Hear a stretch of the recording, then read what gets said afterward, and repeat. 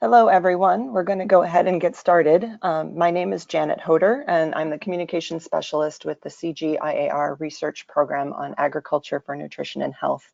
We are one of the organizing partners of ANH Academy, and I'm thrilled to be here with you today for this conversation on bringing presentations from so-so to Standout. One of the really special things about ANH Academy, I think, is the emphasis on the academy part of that and the opportunities for learning and growth it brings to everyone from early career researchers to those who've been in the field a while. One request we've heard over the years is for communication support, particularly for presentations, as you all are trying to convey your important and complex work to a variety of audiences, be they donors or policymakers or researchers from your field or from a different field. And certainly that's a wide variety of audiences. It's an interesting time in communications, I think, not just for those of us who are in this every day, but also for those of you who only interact with the communications end of things tangentially. We're all competing for, I think, audience space at a time when audience attention span is certainly declining, and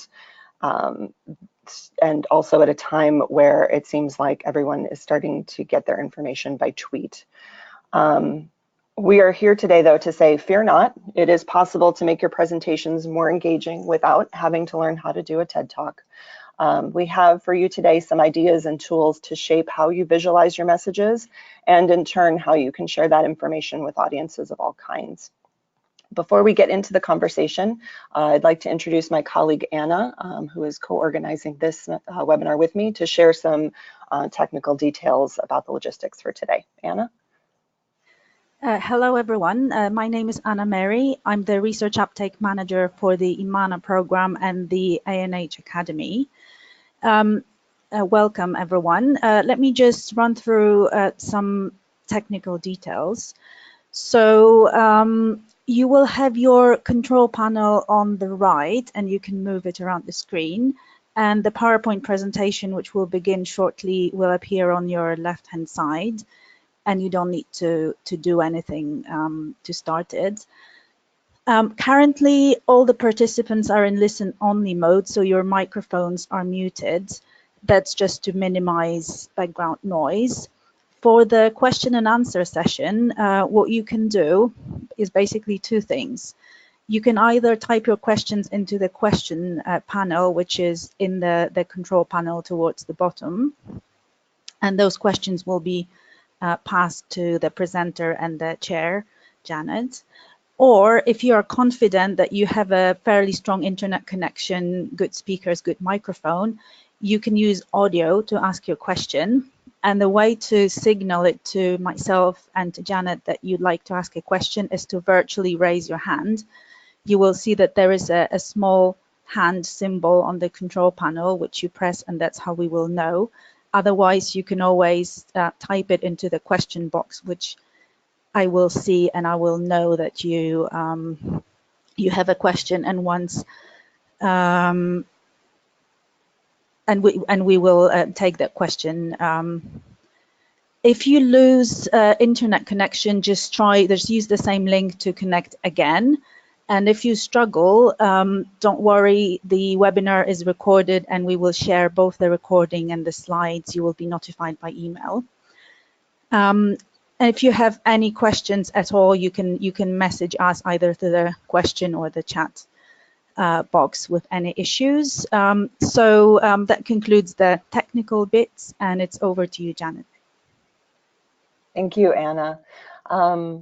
Another bit of housekeeping before we get into today's presentation.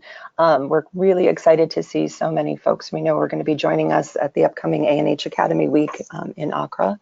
And with regard to presentations and at ANH Academy Week, we have a few notes from Joe Yates. Joe? Thanks, Janet. Hi, everyone. My name is Joe Yates. I'm also a Research Uptake Manager at the ANH Academy, and specifically I look after the ANH Academy Week. which is the annual conference. And I can see by the list of attendees that there's a fair few people who have joined the call today who actually have been selected for oral or poster presentations at the Academy Week. And so I thought we'd just use a couple of minutes really quickly to look at the guidelines this year for the oral and poster presentations, just so that you can bear these in mind as the webinar progresses. And then towards the end of the webinar, when we have a time for questions and answers, I'll also be around in case anyone has any specific questions about the guidelines and complying with them. So just a quick bit of background for those who are presenting, and actually for those who haven't presented, it's probably interesting to know that over the last couple of years, we've been doing participant feedback with the people who have attended the Academy Weeks.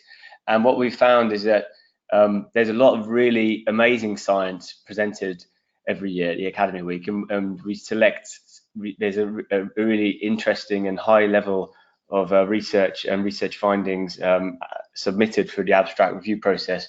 But sometimes the feedback has pointed towards a desire for participants to see more concise and maybe perhaps more innovative ways of presenting. And Janet mentioned earlier that the communications is going through something of a genesis at the moment, and it seems that it's to stand out and to convey your message. This is what might be required now to present something a bit more innovative. So this year we've introduced slightly newer guidelines, and for oral presenters, this means that you will have 8 minutes to present your work, which we accept is not a very long time, especially if you're presenting something complex. But we do think that with the guidance that's going to come on this webinar today, that it is possible. And so there'll be 8 minutes to present your work, and it'll be quite strict. So once 8 minutes is done, you will be cut off. But you will have a 2-minute warning from someone who's sitting at the front of the room, and also a 1-minute warning. In terms of the actual presentation style, an important change this year is that presentations are not restricted to slideshows. So whilst we accept that having visual aids is very important for lots of people, and it's probably a very useful thing to have, we just want everyone to know that if they want to use a different format, or if you want to cut back on the number of slides, that's perfectly okay with us. If you want to deliver your research through expressive dance, that's fine. Just let us know in advance, and we'll make sure you have a space on the stage. So with that in mind, we'd like you to think creatively about however you feel is best to convey your research. If you are using PowerPoint, there is quite strict guidelines that we would like to see no more than 16 slides used. That's 16, not 60. And we think this is important based on the feedback, because long sessions can become quite monotonous and difficult to follow. We'd also like people to use a font size of no less than 20 for open text, because it becomes very difficult and clunky to view slides that are very full and dense. So that's the guidelines on the oral presentations. And for poster presentations, so for those of you who've been selected to deliver a poster, and for anyone who's come to the Academy Week in the past, you'll know that we have, there's 2 spaces for posters. So one is in a standard poster viewing area where we designate space and time in the program for people to stand by their posters and to talk in an intimate way with people who are attending the conference. But another option which we encourage all poster presenters to get involved with is in the plenary session. So in front of the whole conference, you'll have an opportunity to present your work in a 1-minute flash presentation. So that's 1 minute and 1 slide. So and this is really just to draw attention to your poster, and to encourage the participants who are sitting in the crowd to come and visit you where your poster is displayed. So the guidelines for this can also be found in the guidelines that we sent you, the document, via email. But the slide must just be 1 slide, and you can put anything you want in there, literally anything you want. It could just be 1 picture, or it could be a table, or it could be a few words. And so in your guidelines, you'll also find specifications for poster sizes, and I won't go into that now because it's quite specific, but all I'll say is that if anyone has any specific questions about the guidelines, then I'll be on at the end of this call. But also you'll feel very free to contact us via email, and we're very open to any suggestions at all. So yeah, do get in touch. Thanks.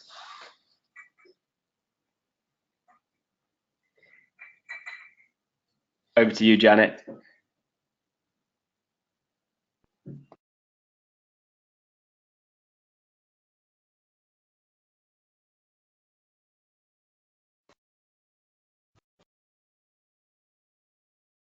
Janet, it appears that your microphone is muted.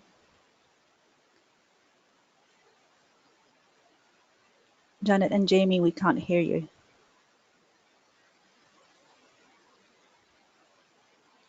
We can see you, we can't hear you.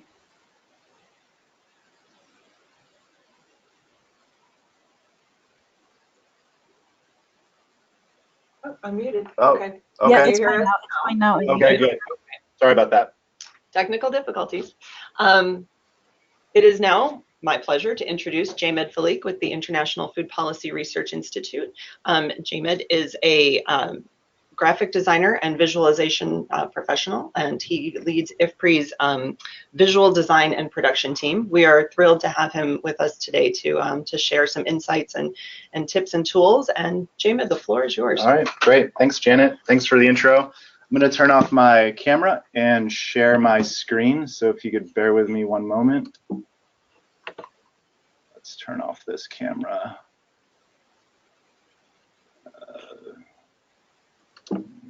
Okay. Let's try this first.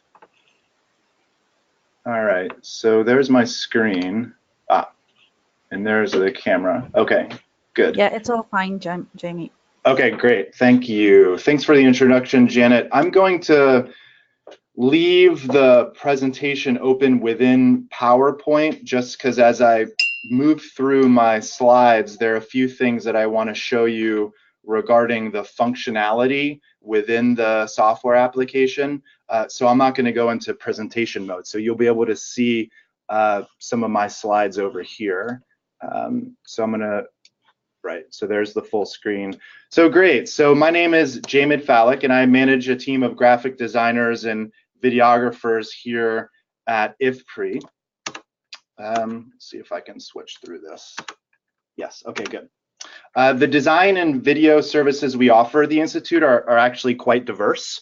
So as creative professionals, we're asked to design information graphics, data visualizations, conference banners, brochures, flyers, logos, research posters, and the topic of today's conversation, presentations.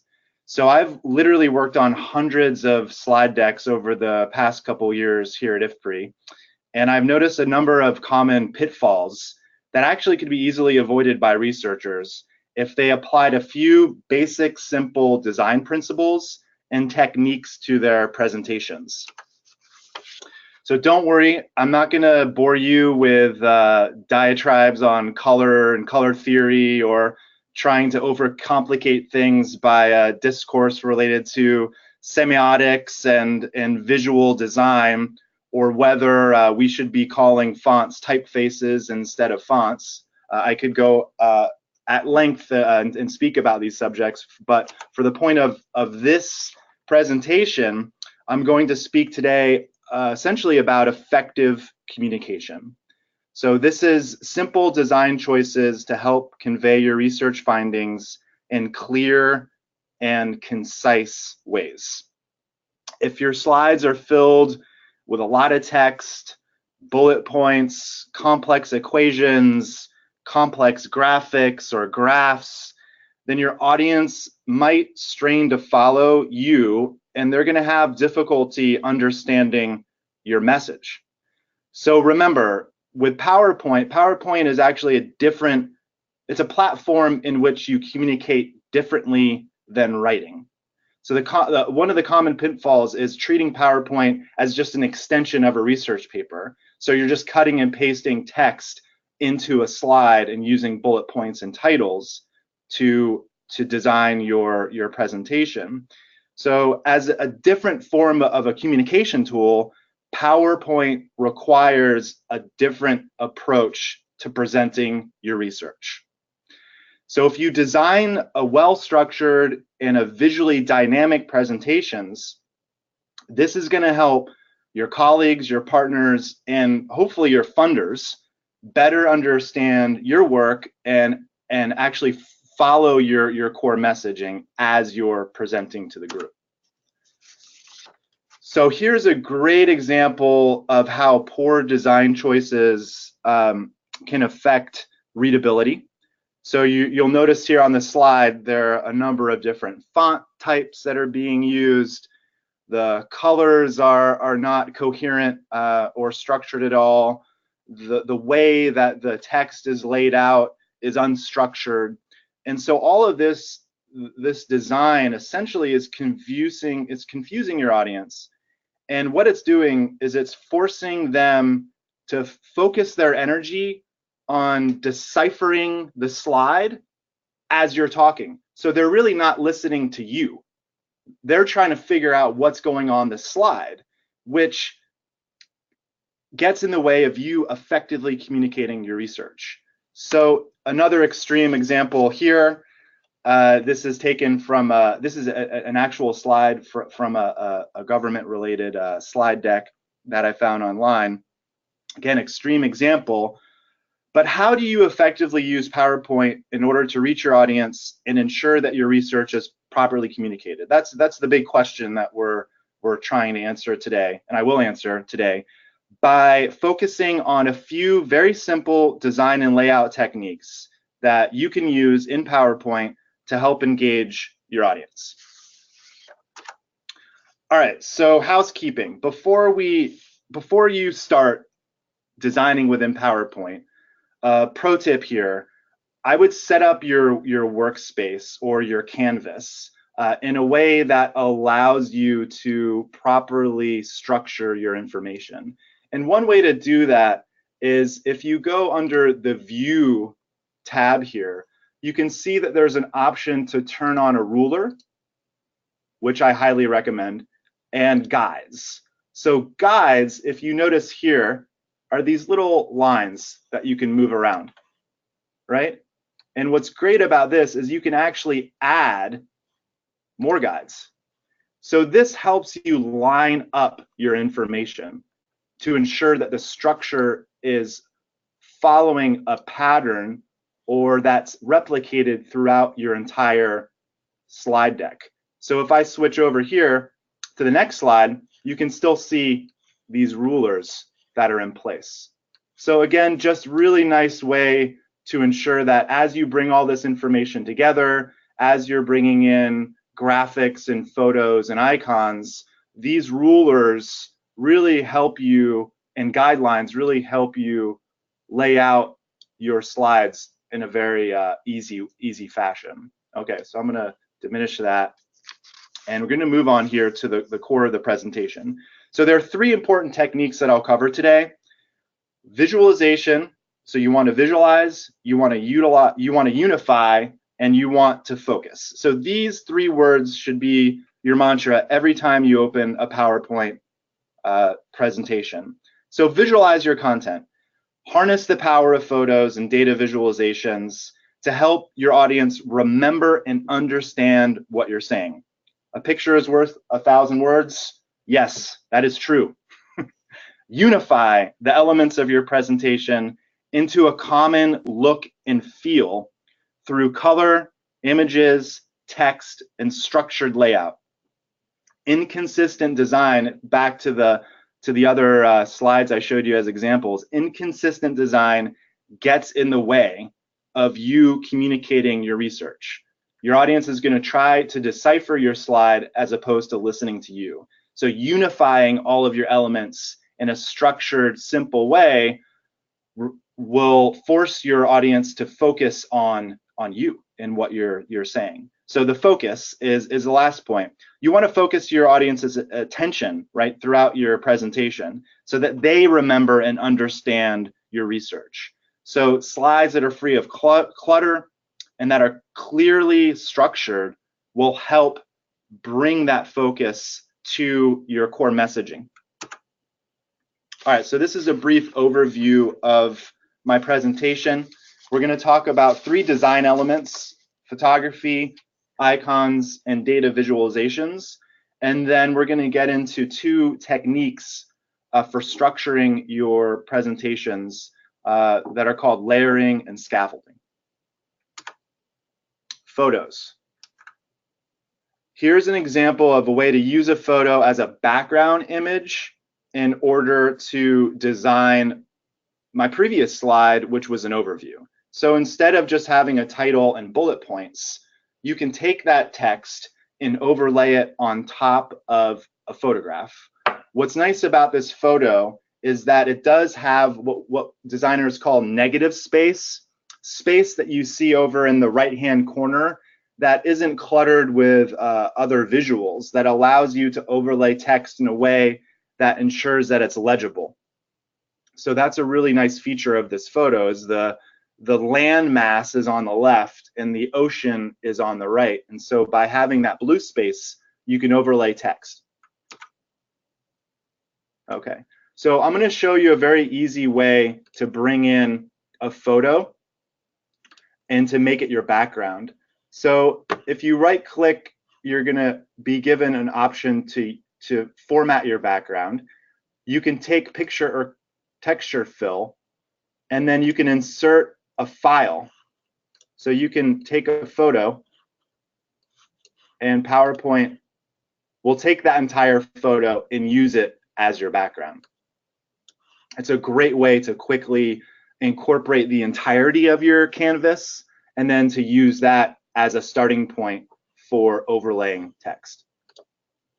Click out of that. Okay, here's an example of a very basic slide about monitoring impact.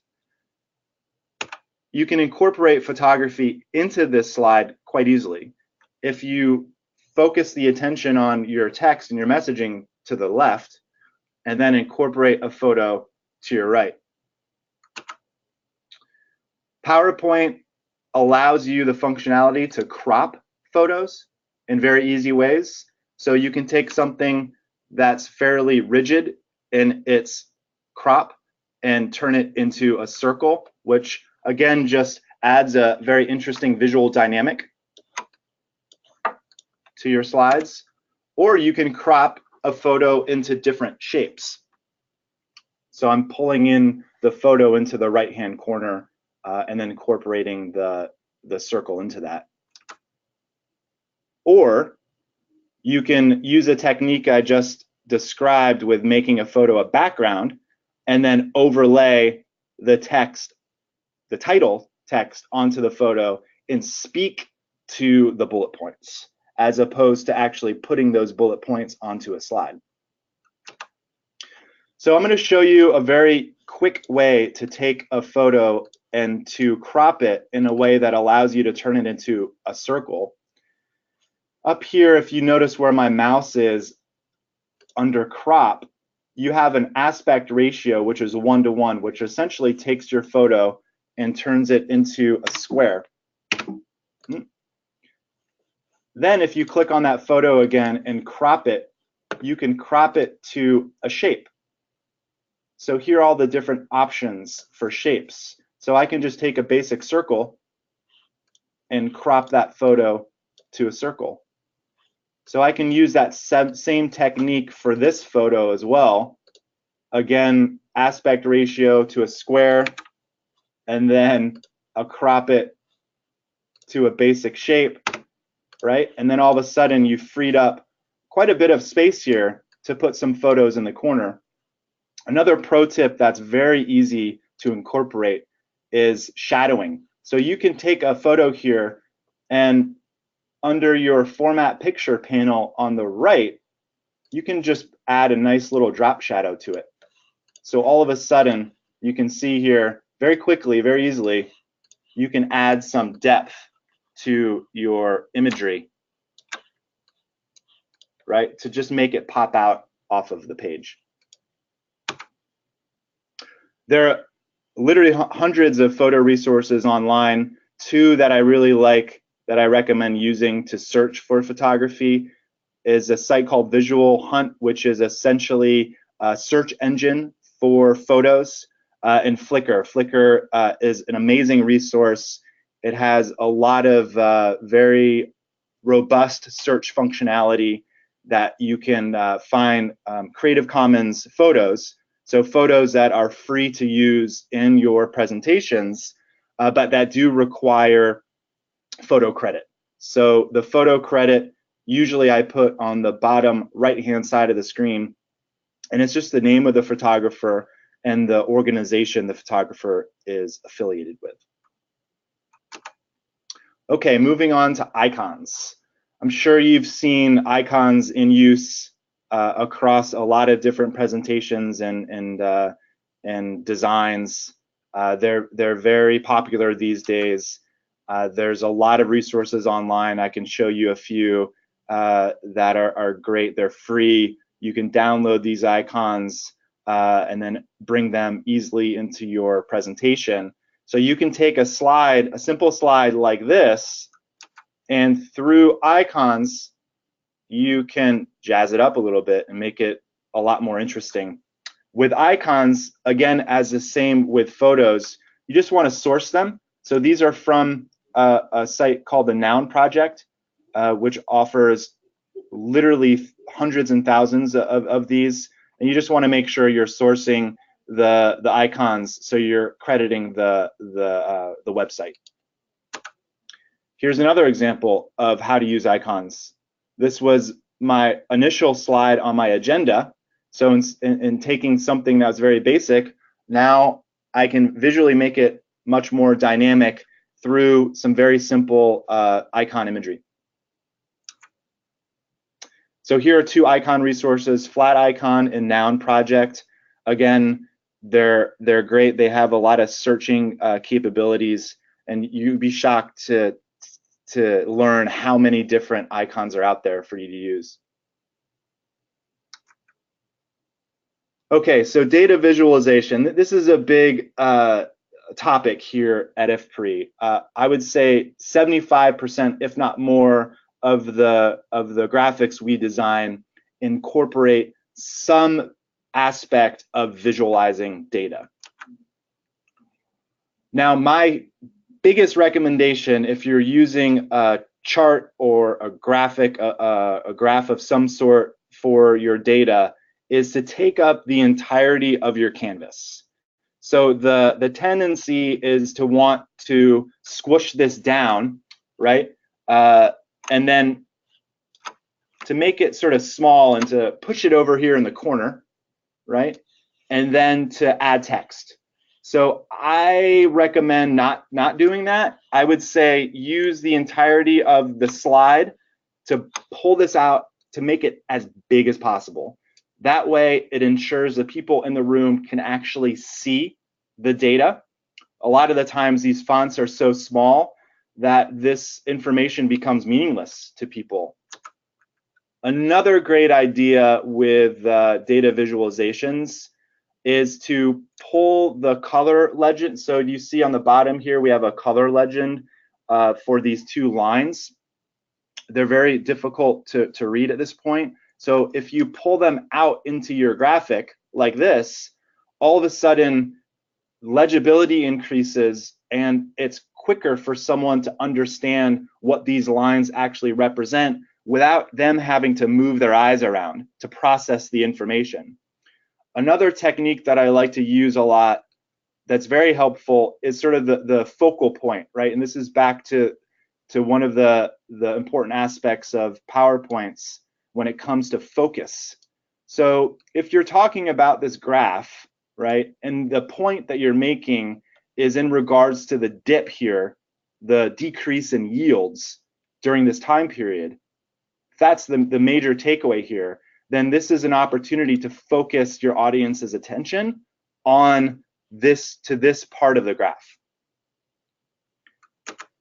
Another visual cue that just helps you convey your message in a clearer way without requiring a lot of energy on the part of your audience. So here's an example. Often we find researchers wanting to put multiple graphics, data visualizations onto a slide deck. Again, the text here is very small. It's very hard to read. So you can pull it out. So here's a technique that perhaps would be a little bit more beneficial. So understanding the evolution of trade along the value chain, you can use a photo and the title as one slide and introduce this component of your presentation, right, visually, and then move on to each of these visualizations. So you're essentially taking what was one slide with 3 different elements and building out 3 slides that takes your audience quickly through information, but in a way that's much easier to read.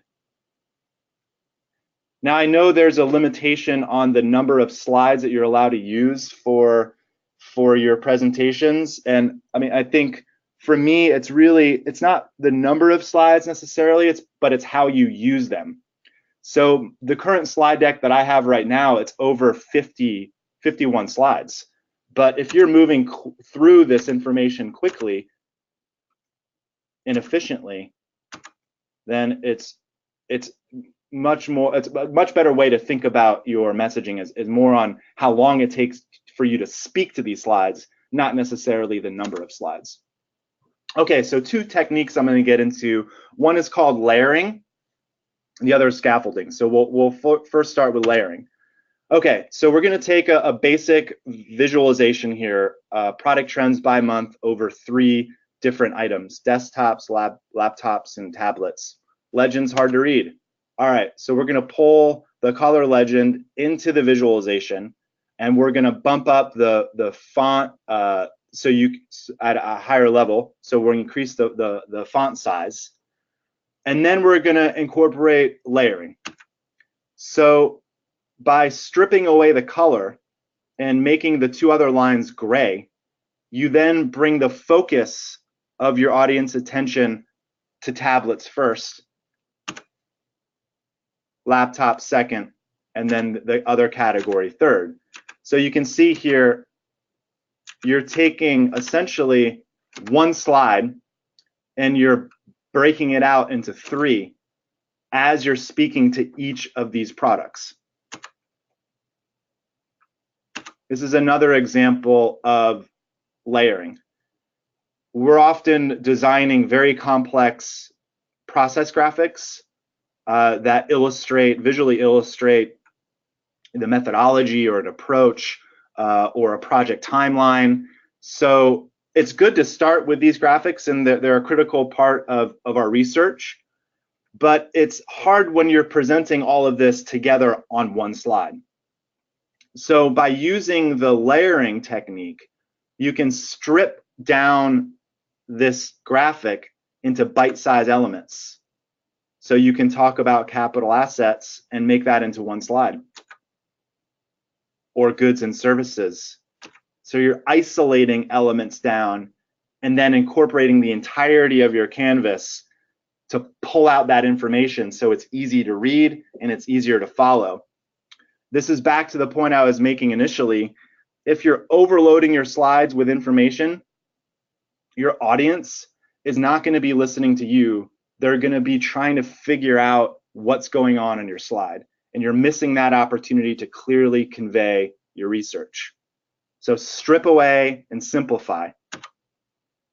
And then you can end back on the macro, right? So you start sort of this macro process, and then you drill down individually and you break it apart. Here's another example of layering. Okay, so I understand, yes, often you're going to need a slide that has a lot of text. Researchers feel comfortable having information there as a way to remind themselves of what they're talking. So that's an important aspect of PowerPoint, and it's something that we can't overlook. So if that's the case, if you need all this information on 1 slide, then you can actually incorporate layering to focus someone's attention.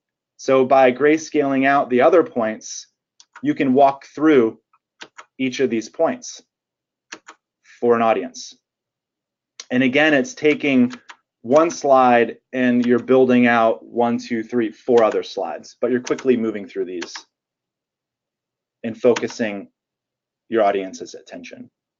So scaffolding is the last technique I'll talk about before wrapping up.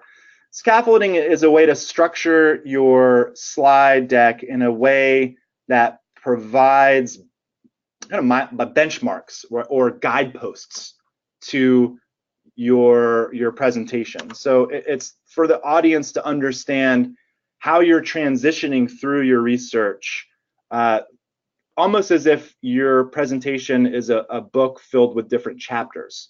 So each chapter in a book is clearly structured in a way for the reader to understand that one chapter has ended and now another will begin. So through scaffolding, you can do that. So now I will be talking about monitoring impact. So you can bring in a full photo for your entire canvas and just take that title and put it right in the middle there, and you're good to go. Or if you're talking about solar energy, before introducing all of the important aspects to your research related to solar energy, this is the opportunity to take a step back and to just indicate to the audience, okay, now, we were previously talking about this one subject. Now we're going to move on and talk specifically about the technology that's being built related to solar energy in India.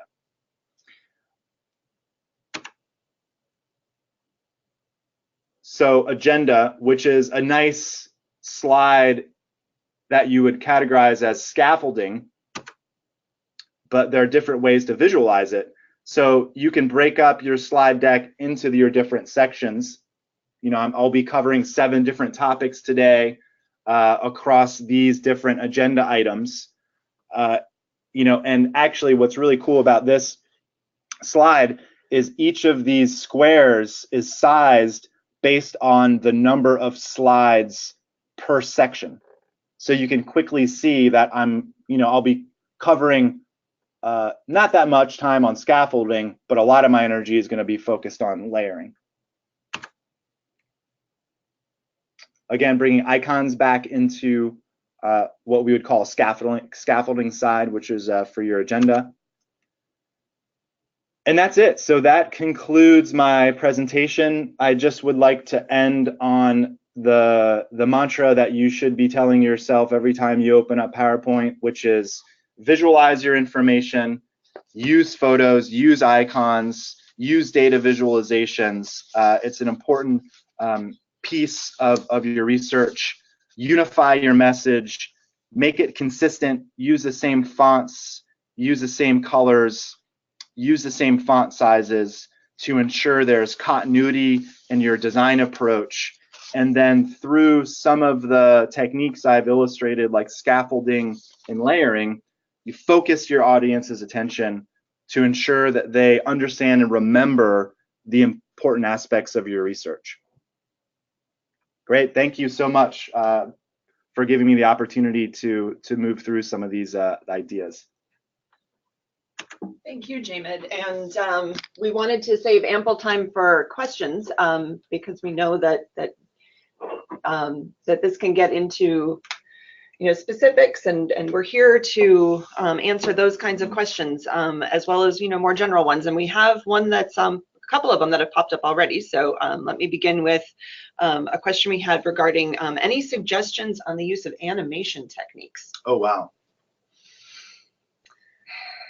I mean, that's a good question, because as many of you know, there is extreme functionality when it comes to animation and PowerPoint. It's tough because it adds a layer of complexity to how you're presenting information. So you really, have to think through the proper way to use it, and then to set it up in a way that that actually works. So I've seen it done. Not a lot here, but every now and then a researcher will use it. I don't have any specific guidelines or techniques other than try to keep it light. Don't overdo it. You know, the tendency is to want to have text flying in from different corners or magically appearing in the front of your screen. And, you know, I think it could be a little distracting if not used in the right way. But I think if you take a light approach to it, it sort of gets to this idea of focus and really, you know, through animation, allowing the audience to focus on the important aspect of your research. So I would say overall, like, tread lightly. All right. Next question is in regard to sort of coordinating, you know, in terms of color. Is it helpful to make sure that the color between the text and the photos or the graphics is in coordination, and to what extent would you recommend doing that? It's a good question. I don't know if it's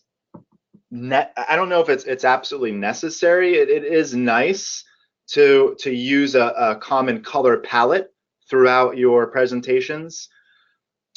You know, your organizations perhaps have their own color palettes that they've established through their branding guidelines. So I would say start with those guidelines and incorporate, if there is an established palette, you know, throughout your presentation. So that's something that I always do here at IFPRI.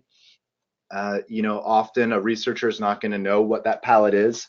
So when we have the opportunity to help redesign or freshen up a presentation, I kind of always bring back the colors to what we generally use. With photos, again, it's nice to have colors that are in photos that correspond to a palette or for the colors you're using, although not totally necessary. There are a few interesting sites out there that are really cool where you can upload a photo and then it'll pull out all the colors of that photo and then give you the color codes. So you can then take those color codes and put them into PowerPoint. Again, I would say it's a nice touch, especially when it comes to unification, but I would say pretty technical. Okay, all right. We have a couple questions here that I'm gonna, I think, bundle together a little bit in terms of, you know, ratios and proportions of graphics to text. You know, how many sentences would you, you know, would you limit a slide to, or, you know, what percentage of a slide to a graphic versus language? Yeah, there's no real magic ratio, and again, I think it really comes down to the techniques in which you're doing to present the information. So if you need a slide with a lot of bullet points, then I would say break it up as much as possible. So maybe you have 2 or 3 slides that are all focused on the same topic, that have 2 or 3 bullets per slide, or you use the layering approach, where you're guiding someone through each of your points through the use of color as you're stripping away, you know, using grayscale, some of those other bullet points and highlighting your main focus. So, I mean, it's really, I think it also comes down to your comfort level as a researcher and how confident I think you feel in speaking to the slide versus speaking off the slide. So that's an important distinction, and something that really comes down to your comfort level. So a lot of times we use PowerPoint as the crutch in which we just read off the slide. And I understand that for many, including myself, it's very difficult to stand up in front of a huge audience of your peers and present very complex research, that it's critical for you to remember the nuances. Otherwise, it's going to be misunderstood or misinterpreted. So there are risks there. So it can feel a little daunting when you think about how PowerPoint should be used. PowerPoint should be used as a design element in which you can highlight an aspect of what you're speaking. So you're giving a visual aid to your discussion. right? And I understand that going down that road is often makes people very nervous. So I think there's a medium ground. I think there's a middle road here, and that middle road is, you know, is what we were talking about today. It's not overloading your slides with too much information. If you do have a lot of information, it's stripping it down. It's, you know, having scaffolding to allow your audience to follow your train of thought, and you're layering that information in a way that focuses your audience's attention. Okay. That's really, I think, helpful insights. I'm going to call, we've got a few hands raised, so I'm going to call on Daniel Alvarez. He's with CIAT and Harvest Plus. Okay. Daniel, are you able to ask us your question? Hello. Hello. Hello. Hi, how are you? Good. How are you? Very good. Thank you for your nice presentation. It was really helpful. Good. And did you have a question that we can help you with? Yeah, just my question was if it's possible for you to share the guidelines, because I'm not attending the Congress, and I would like just to have a look to the guidelines by my own, if it's possible. Yes, we can definitely make those available to you. Fantastic. Nice. Okay. Thanks. Thank you. Thank you. And I see also Cheryl Lewis has her hand raised. Cheryl?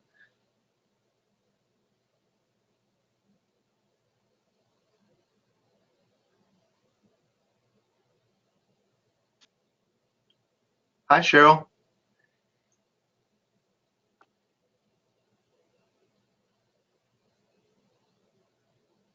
Cheryl. Okay. We'll see if we've got some technical difficulties there, and I'm going to go back to some of the questions for now while we get that sorted out. Janet, it's Anna here. I've just received a message from Cheryl saying that her question has already been answered. Oh, great. Oh, So okay. that's all good. Okay, Wonderful. good. Let's see. Here's a question that perhaps we'll need to tag team and answer on. So Joe, get ready for this. In terms of using layering, is there flexibility in counting, when you're counting slides, in what counts as one slide? Good question. Can you hear me now? Yes, we can. Yeah, no, I think that you know, get creative with the number of slides. I mean, just to echo what James said earlier, we don't want to be. We understand that, you know, the number of slides, it can be quite restrictive, and that doesn't necessarily mean, you know, the speed with which you move through the slides or what you do with the slides is probably more of where the focus should be. So yeah, certainly with up to a certain limit, you know, based on what we've heard today, I'd say use layering in the slides. But then, I mean, back to you, Jamed, as to whether there's such a thing as too much layering. That's also a fair point. And let's talk about maybe that also with scaffolding. You know, is there a point where you would say it's too much and it's getting in the way of communicating the information? Yeah, I think it might. Yeah, and I don't know. Again, I don't know if there's sort of a magic number out there. I think you're going to have to kind of feel your way through your presentation as it comes together. You don't want to have, you know, overload your slide deck with too many visuals, because that's a distraction too, right? It's disrupting the focus. So I think, again, you just have to go through the deck yourself as you're rehearsing, to ensure that you're not skipping around too often, right? And that you're really paying attention to the experience, right, of what it would be like to be an audience member. So I would say use sort of your instinct there, and don't, like with animation, don't overdo it. Okay. We're going to switch gears for just a second. I'm going to ask you to talk for a few minutes about academic poster design. Yes. You know, it's related to what we've been talking about today, and there's certainly some people on the call who are going to have this question coming up as they prepare their posters for Academy Week. Okay. Do you have any thoughts about what constitutes, you know, some helpful design techniques for posters? Yes. So the team has worked on a lot of research posters over the years, and obviously they're rich with content. You know, there's not a lot of space to feature a lot of information. A lot of that information usually ends up being text, although, you know, we found there to be a reliance too on data visualizations. So the posters that we've worked on, the main focus for us has really been structure of typography. So it's unifying the text in a way to ensure that all the headers, right, are the same size, that they're in bold, that the subtitles all appear a certain way in a certain font size. So when someone passes by your poster and starts reading it, there's logic to how it's laid out, how the text is laid out, that you can easily follow. So you don't have to try to, you know, decipher what's going on as much. You can create structure visually through typography, colors, bold, italicized, underline, in a way that kind of structures someone's processing of that information. Also, a tough thing about research posters is they're often guided by fairly strict guidelines, like and principles for layout. So often, you know, an organization will provide a template to a researcher, and we do have to follow those templates very closely. And there's often guidance on how big or how small something needs to be. So I would say that is the key starting point. But then within that slide, again, I think it's just it's structure around typography that's really important. Okay.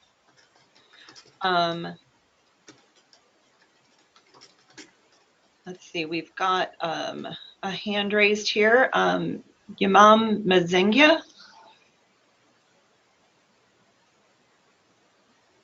Hello? Hi, Yamam. I believe you're unmuted, so if we are happy to take your question.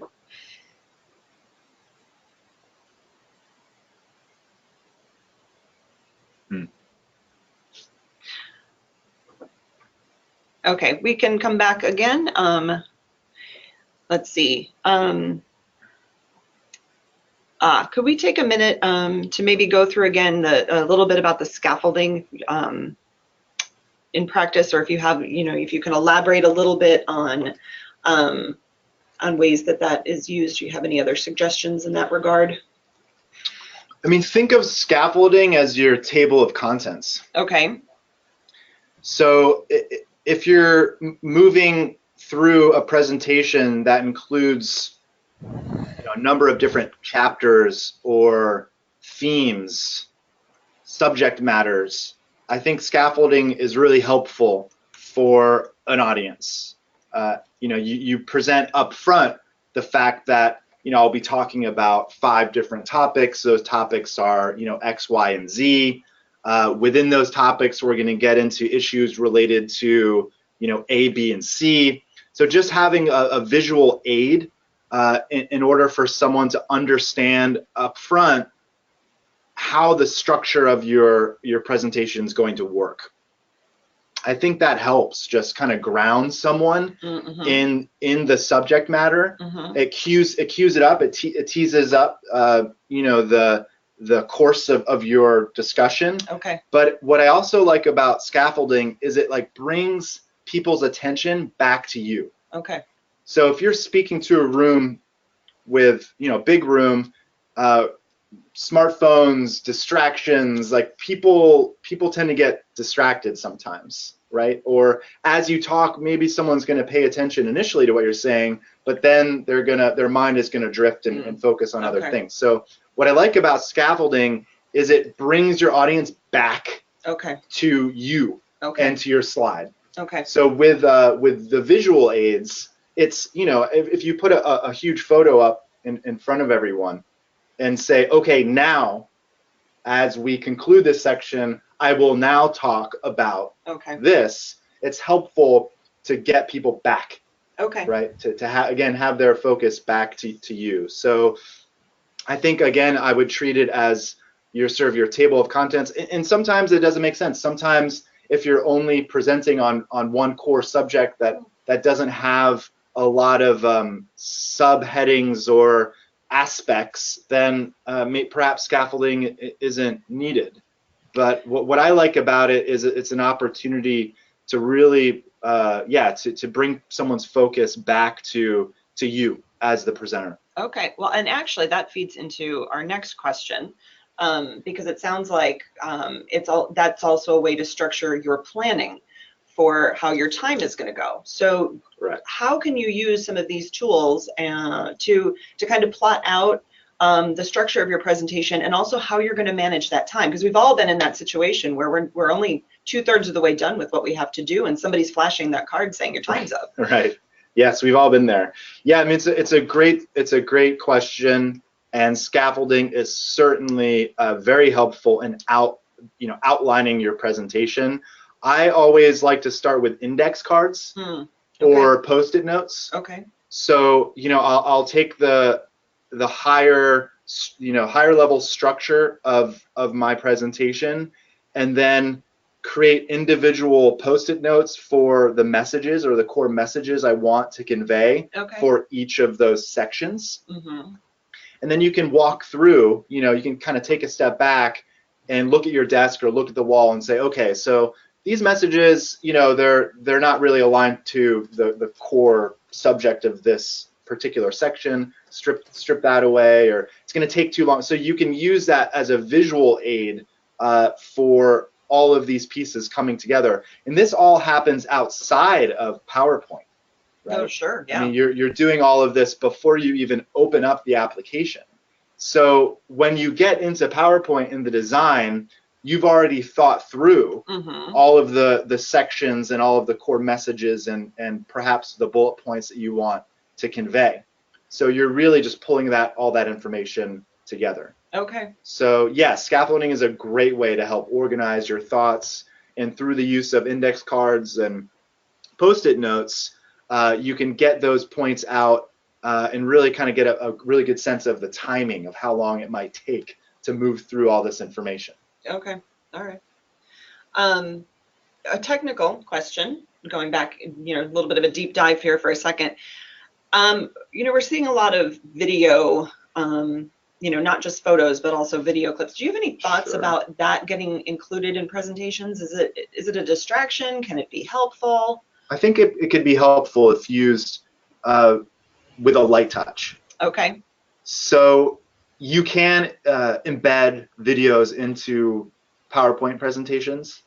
You know, the software has come a long way in streamlining that functionality, so it's not as clunky. So yeah, I mean, if there's a point that you need to make through a video, then certainly I think that's a very interesting, engaging way to present information. My advice is to not make that video too long. Otherwise, it's, you know, it adds a lot of time and perhaps could be a bit too distracting. So yeah, I would say go for it. Again, if it helps you convey your message in a concise way without overloading the audience with too much information, then I think it's a great way to do that. Okay. I'm going to ask, Anna has a question, I believe. So Anna, did you want to jump in with that? Yeah, thanks, Janet. I'm just wondering, Jamet, you know, you've been working for years and years with teams of researchers, helping them improve their presentations, but I'm sure that you've seen a fair share of poor presentations where perhaps the research is great, the message is great, but not conveyed correctly. And I'm thinking that maybe sometimes it could be a fairly easy thing to fix. So I wonder if personally, what do you hate the most? Like, what is that one thing that drives you absolutely nuts in the presentations that you often listen to or see? That's a good question. I would say really small data visualizations. A lot of what we do as researchers focuses on data collection and data analysis, and it's rich data, it's exciting, and if used correctly, it could really drive home a key finding, right? If used correctly. But a lot of times the tendency is to overload a slide with multiple visualizations that are too small to read, that are too cluttered, that have too many lines or too many bars or too many colors. So it's not fair to your audience to make them use their energy to figure out what's going on if you as a researcher wants to present one or two key findings. If that's the case, then strip down your visualization in a way to visually illustrate exactly what those key findings are. So yeah, I think having visualizations that are too small and stacked on top of each other on one slide, I see a lot of.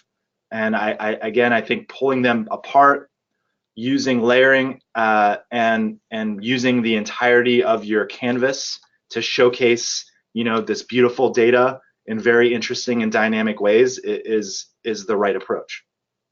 We talk a lot about, elevator speeches, the idea of being able to get on an elevator with somebody and be able to tell them in the course of that elevator ride what it is your message is like. And it sounds like what you're saying is basically do the same thing visually.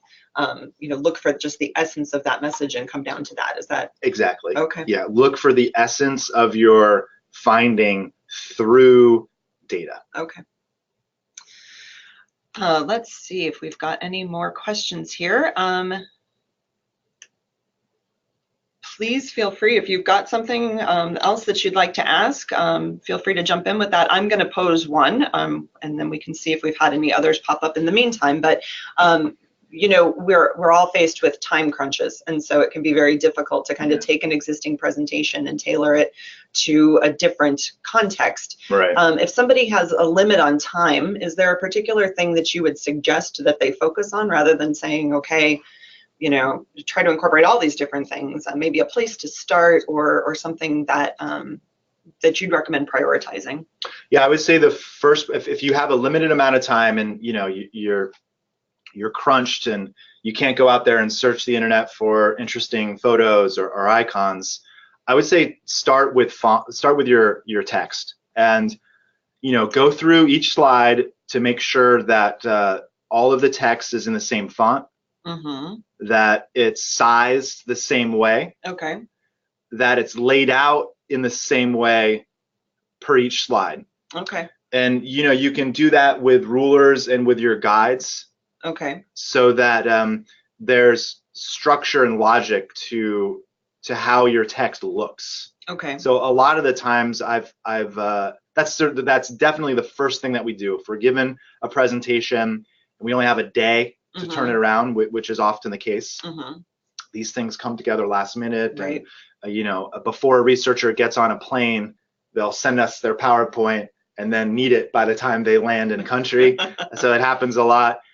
So we just have a day. And so within that period of time, I say the first thing we go through is just ensuring that there's consistency across all of the text. Okay. Yeah, because it really does I think it throws off an audience when you're using different fonts and different sizes and bold, and sometimes too there's not a logic to what you put in bold versus what you underline or once you italicize. So thinking through the logic of that and when it makes sense, and then applying that logic in a consistent way across each slide is very helpful. So I would say priority number one is that. Okay. We've had a point raised here about how color doesn't always transfer from what we design on our computers to, you know, either the printed version or the projected version. Are there particular colors you'd recommend gravitating towards or staying away from, just to be sure that you're going to be able to get that, you know, communicated? And is it just as effective to stay in black and white? It is just yes. I would say black and white. Do not discount pure black and white. I mean, it's crisp, it's clean, and it translates across different screens. I mean, that's a big issue. You know, our screens here are often even color calibrated, so we're able to see the exact representation digitally of a color.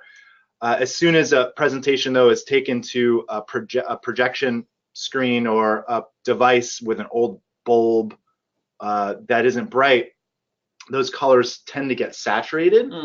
And so I would say try to stay away from a palette that is lighter in tone. Okay.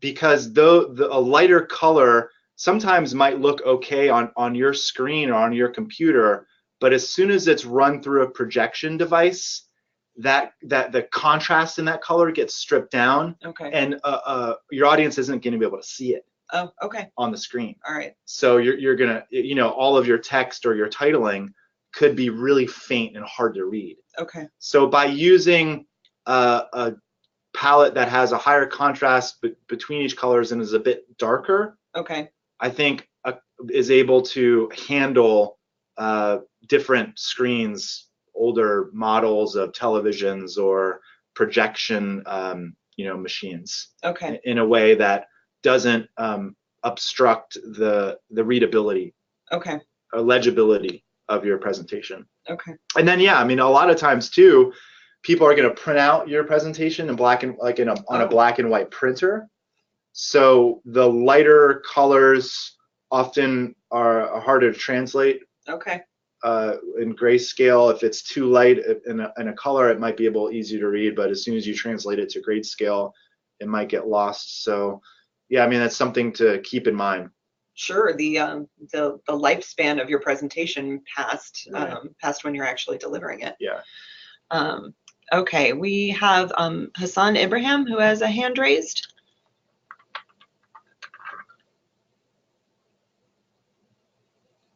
Can we unmute Hassan?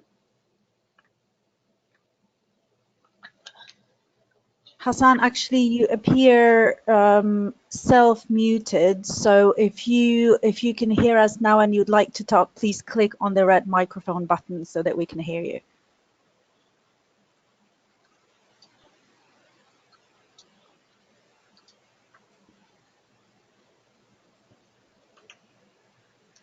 Or Hassan, if you're struggling, otherwise feel free to type your question.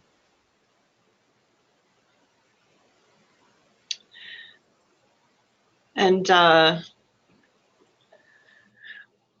make a last call for questions. Right now we have exhausted our current supply, but while we're waiting to see if anybody else has anything, I just want to also mention that for those of you attending ANH Academy Week, Anna and I will be building on this presentation with a learning lab, so we definitely welcome you all to attend that. We'll also be offering some opportunities to meet with us, and some of the other communications folks will be at the conference one-on-one to talk specifically about your particular presentations or certain slides that you would like to to maybe improve and brainstorm about. So we will have additional support. This is the start of a conversation, and not in the end to it. So, oh, I have another technical question. Font recommendations. Do you have any that you'd say yes, no, or are there some guiding principles that maybe we should be thinking about? Yes, on fonts. Let me open up my screen again. So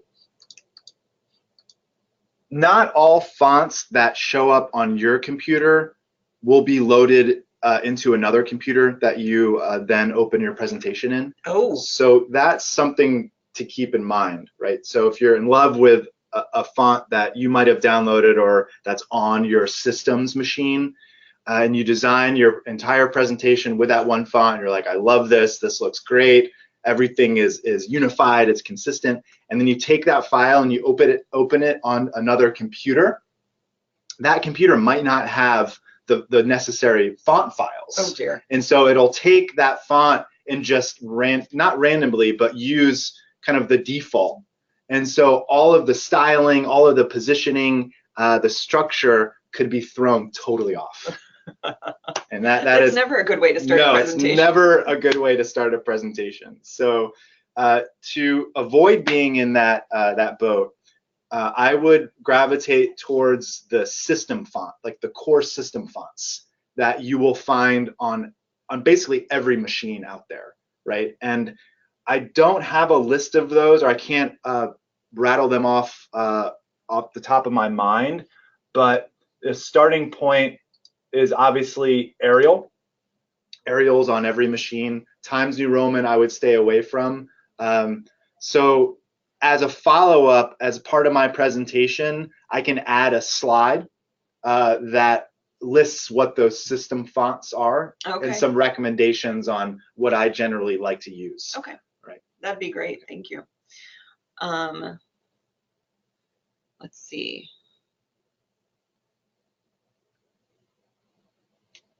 I believe I'm going to come back to see if Hassan is able to connect with us now. Hassan appears offline now. He's saying he has trouble joining because of connectivity, and here, yeah, it looks like he is offline trying to join still. Okay. So we may still get a question from him.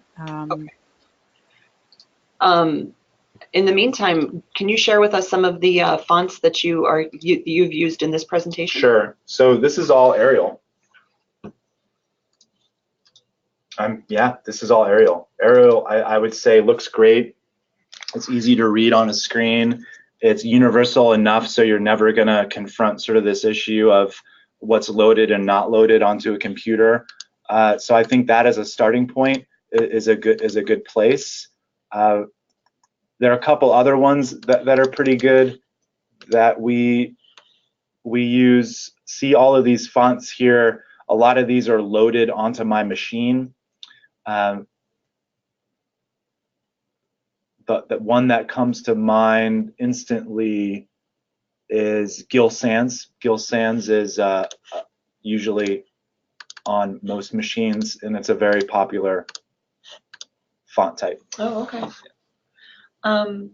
With regard to the photos as the background, yes. How do you change those from slide to slide? You don't have to stick with the same one through your whole presentation. No, you don't. Okay. No. So if you add a new blank slide, right, then PowerPoint allows you the opportunity to format the background by filling the background with a picture that you then insert from your computer.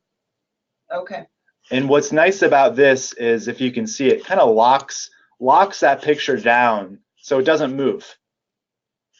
Now, something to keep in mind, let's say you have a picture like this. It's really busy, but you love it, and maybe it gets to your research or is relevant to what you're talking about. You can still use this. What I like to do is you can change the transparency of a photo by formatting it here on the right, so you can make it darker or lighter. Another technique that I like to use is overlaying that photo by with another object. So if you insert a rectangle here on top of this photo,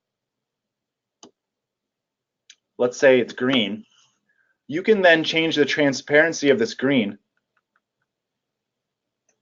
to add sort of a color effect to it, right? That allows you then to insert some text here.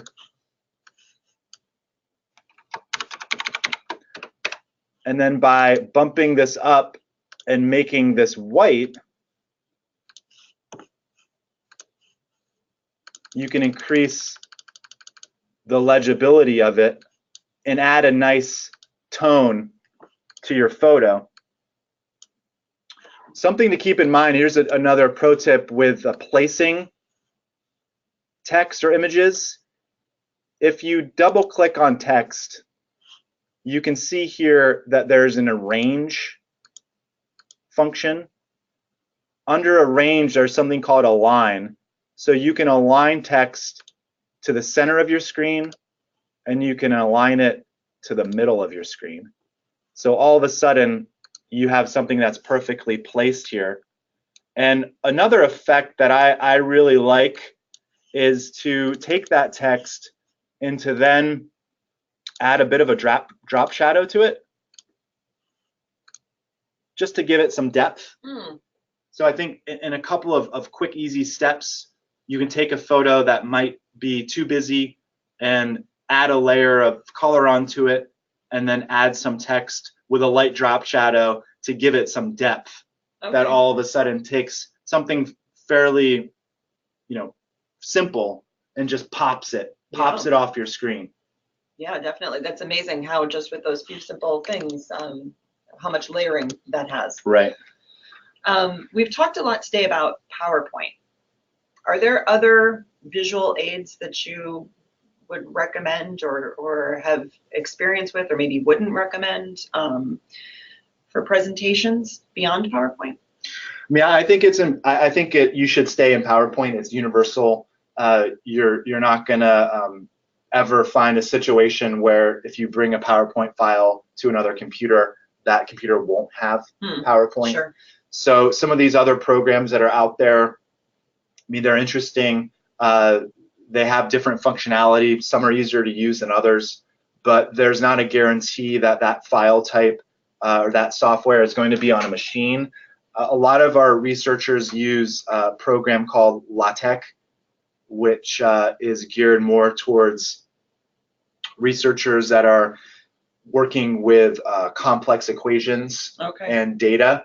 And LaTeX has a function where you can take a paper or your data, your equations, methodologies around your data, and build out some pretty basic slides from that. But I would say we rarely get pulled into those initiatives.